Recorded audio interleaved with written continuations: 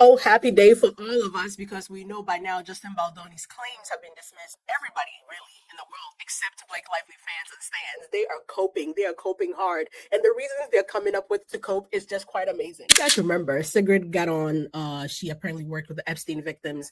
And remember when Sigrid tried to tell us this case has always been and will always be about a sage? My name is Sigrid McCauley and I represent Blake Lively. What you saw today is really what this case is about. The core of this case is about a woman trying to protect herself and others in the workplace. There is a particular kind of moment in a legal case when the story being told in public and the story being argued in court becomes so different from each other that you have to stop and ask yourself which one was ever true. That moment arrived in the Blake Lively and Justin Baldoni lawsuit, and it did not arrive quietly. It arrived with a judge dismissing 10 out of 13 claims, with attorneys releasing statements that directly contradicted what those same attorneys had been saying for months, and with an entire narrative that had been carefully constructed for public consumption suddenly losing most of its legal foundation. This is not a story about who won or lost in the simplest sense. It is a story about what happens when a case built on a very specific argument finds itself standing on much weaker ground than the people behind it ever admitted. To understand what the judge's ruling actually did, you need to separate two things that often get blended together in coverage of this case. There is what the law says, and there is what the public narrative said. For months, the public narrative surrounding Blake Lively's lawsuit against Justin Baldoni centered heavily on workplace misconduct, on behavior that was described as predatory,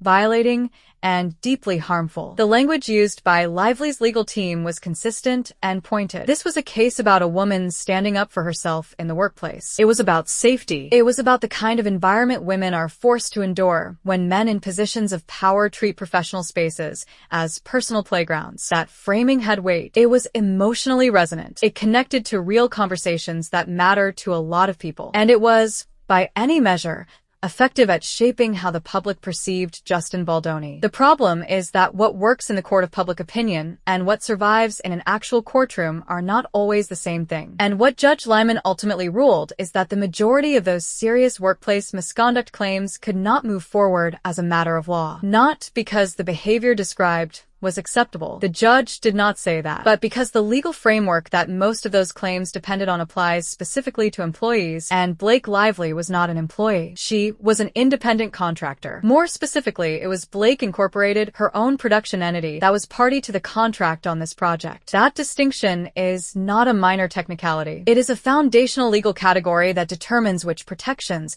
and which statutes a person can actually invoke. My name is Sigrid McCauley and I represent Blake Lively. What you saw today is really what this case is about. The core of this case is about a woman trying to protect herself and others in this workplace. What that evidence shows is that Mr. Baldoni felt free to talk about having orgasms in the workplace. He felt free to talk about having sex with women without their consent. He felt free to talk about and describe his genitalia. He felt free to call women in the workplace, quote, sexy or quote, hot. And Mr. Heath felt free to walk into Blake Lively's trailer when she was in a state of undress and stare at her without her permission. Federal civil rights protections around workplace harassment, the kind that anchor the most serious sexual harassment claims, are built around the traditional employer-employee relationship. When you fall outside that relationship, most of those protections simply do not apply in the same way. And if your attorneys had been advising you for 16 months without clearly accounting for that reality, then the structural problem with the case was never Justin Baldoni. It was the architecture of the lawsuit itself. What happened after the ruling is almost as interesting as the ruling itself, because within a short window, the legal team that had spent months framing this as a case about workplace safety and sexual harassment released a new statement. And that statement said something quite different. It said the case has always been, and will remain, focused on the devastating retaliation and the extraordinary steps the defendants took to destroy Blake's reputation.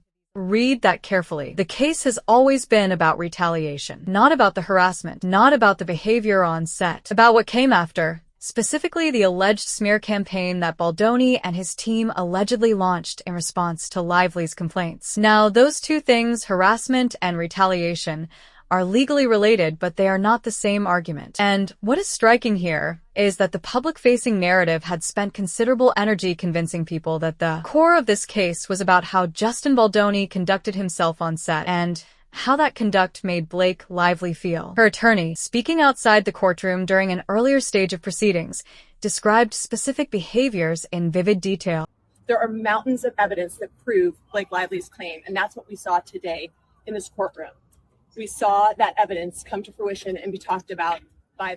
She described how the defendants felt free to say and do things that any reasonable person would find inappropriate in a professional environment. She held that up as the mountain of evidence that would define this case. Then 10 of the 13 claims get dismissed, and suddenly the framing shifts. Now, the case has always been about retaliation. It is worth sitting with that shift for a moment because it tells you something important about how legal strategy and public narrative can diverge when a case does not go the way the team expected. Legal analyst Rachel Fassett, speaking in the immediate aftermath of the ruling, laid out the situation in terms that are worth examining closely. She confirmed that most of the sexual harassment claims were dismissed because Lively's status as an independent contractor placed her outside the coverage of the relevant federal statutes and civil rights protections. She also noted that the judge made some specific remarks about the creative arts context, acknowledging that there is a degree of latitude that applies to behavior on film and television sets that would not necessarily be tolerated in a traditional corporate workplace. That observation is not a defense of bad behavior. It is a recognition that the legal standards applied in this specific industry context are different,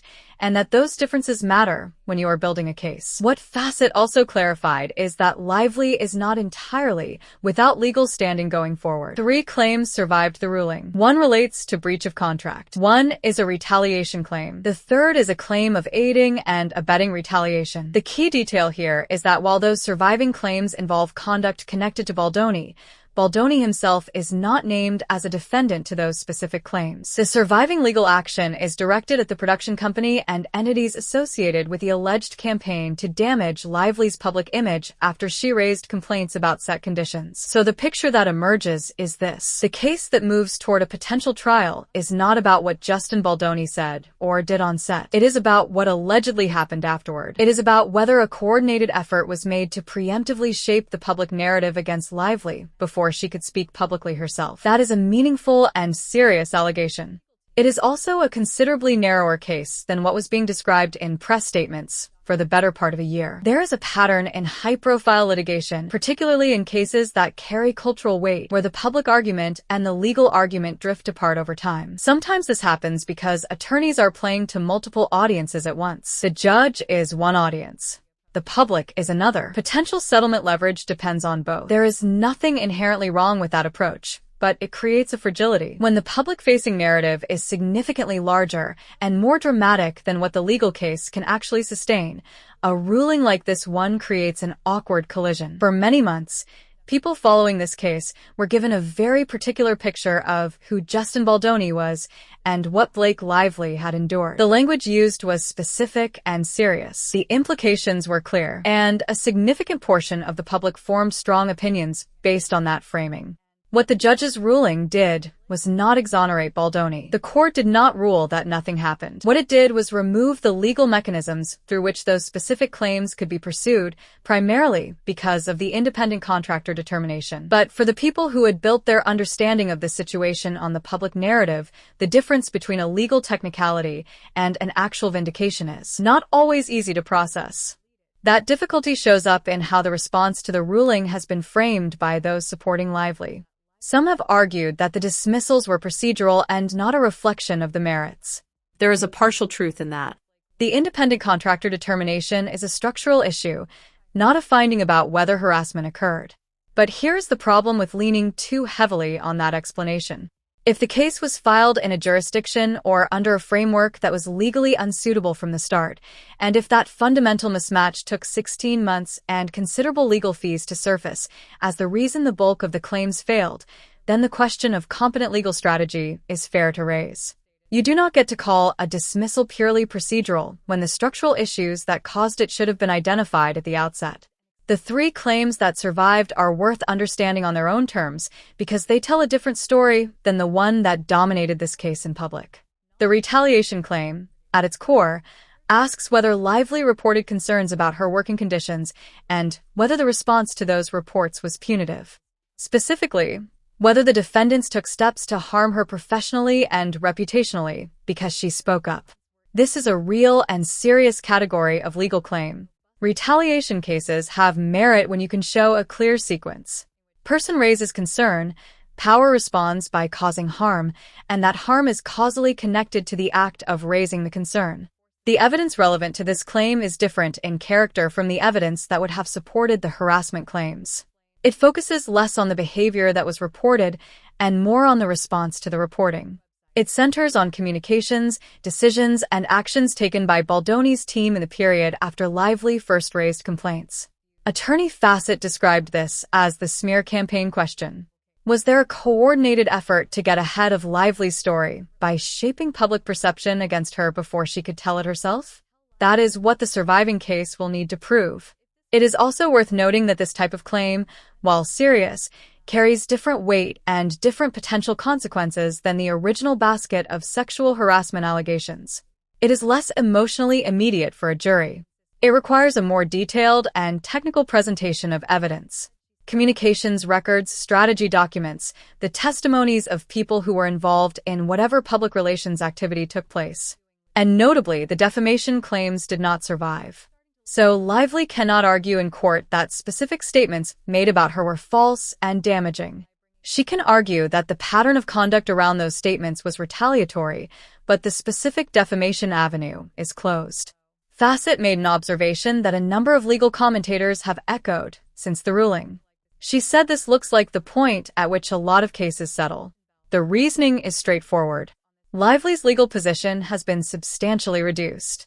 The claims that remain, while real, are narrower and less punitive in nature. The financial exposure for the defendants is meaningfully lower than it would have been if all 13 claims had survived.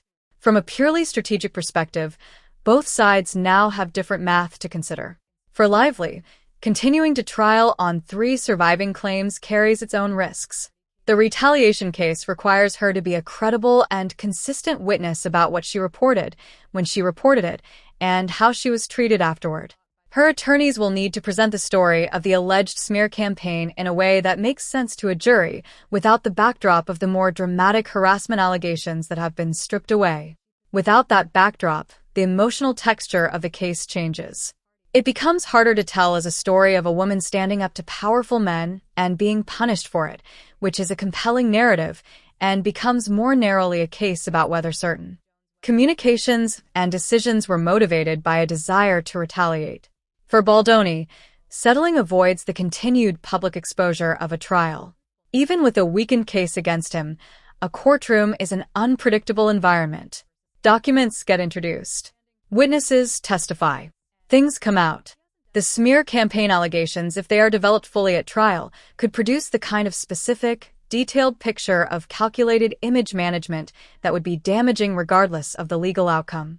There is a version of this where both parties reach a resolution that allows them to step back from a situation that has already cost both of them considerably. It is worth stepping back from the legal specifics for a moment to think about what this case represents as a piece of public storytelling. Because the way it was conducted in public is, in some ways, as significant as the legal filings themselves. When Lively first went public with her complaints, the rollout was deliberate and carefully staged. There were coordinated media placements.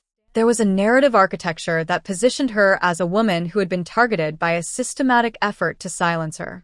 There were references to an industry-wide problem that her case was meant to illuminate. And for a period, that framing was broadly accepted. Baldoni became a villain in a very clear and uncomplicated story about power, gender, and retaliation. But stories that are shaped too carefully have a tendency to crack under the pressure of legal scrutiny. When you make specific legal claims, those claims have to meet specific legal standards. You cannot win a harassment case in federal court by winning the public relations cycle first. And when the legal foundation proves to be narrower than the public narrative suggested, the gap between what people were told and what the court actually found becomes difficult to close. The shift in the attorney's statement from this case is about workplace safety to this case has always been about retaliation, is a signal of that gap being managed in real time. It is an attempt to recalibrate the narrative to match what the law actually allows, while maintaining the emotional through line that the case is fundamentally about a woman being punished for speaking up. The challenge is that the recalibration is visible. People who followed this closely can see the adjustment being made, and it raises questions about how consistent the underlying case ever was. Justin Baldoni went into this lawsuit already carrying significant reputational damage. The public narrative had been established early and forcefully. Even with the majority of the claims now dismissed, the specific allegations that were described in early filings and repeated across months of media coverage do not simply disappear from public memory because a judge ruled on contractor status. That is the asymmetry of high-profile litigation. The damage done by accusation is not automatically reversed by a legal ruling that is procedural in nature. Baldoni's team has argued from the beginning that this lawsuit was itself a weapon, an attempt to neutralize him before he could tell his own side of the story. The ruling gives that argument more credibility than it had 6 months ago. But repairing a public reputation after this kind of sustained coverage is a slow and uncertain process. For Lively, the ruling creates a different kind of challenge. She entered this process with considerable public sympathy. She was, for a time, seen as someone who had taken a significant personal and professional risk to expose behavior that deserved to be exposed. The dismissal of 10 claims does not mean she fabricated anything. But it does mean that the legal case she brought, with the particular statutes and claims she chose, could not hold its shape under judicial examination. The surviving claims are real, but they are a fraction of what was originally asserted. And the way her team has handled the shift, with statements that seem to retroactively redefine what the case was always about, has not helped her credibility with people who are paying close attention. This case is a useful window into something that does not get discussed clearly enough when celebrity litigation becomes public spectacle. The legal system and the media system are operating on completely different logics. The media system rewards narrative. It rewards emotional clarity, clear villains, compelling victims, and dramatic moments. The legal system rewards precision. It rewards correct filing, proper jurisdiction, accurate categorization of claims, and evidence that meets specific standards. When a legal case is conducted primarily in the media before it is litigated in a courtroom, those two systems eventually come into conflict. What made this case feel significant to so many people had relatively little to do with the legal filings.